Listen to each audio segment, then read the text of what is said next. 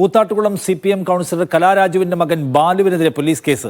CITU തൊഴിലാളിയെ മർദ്ദിച്ചുവെന്ന പരാതിയിൽ കൂത്താട്ടുകുളം പോലീസാണ് കേസെടുത്തത്. കലാരാജുവിന്റെ മകൻ ബാലുവും സുഹൃത്തുക്കളും ചേർന്ന് മർദ്ദിച്ചുവെന്നാണ് പരാതി. MK ഷുക്കൂർ കൊച്ചിയിൽ നിന്ന് വിവരങ്ങളുമായി. ഷുക്കൂർ, എന്താണ് ഈ കേസ്?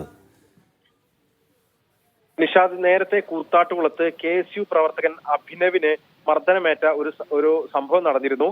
CPM KSU പ്രവർത്തകർ തമ്മിൽ നടന്ന സംഘർഷത്തിലാണ് അഭിനവിനെ പരിക്കേറ്റത്. അഭിനവ് പിന്നീട് ആശുപത്രിയിൽ ചികിത്സ തേടുകയും ചെയ്തു.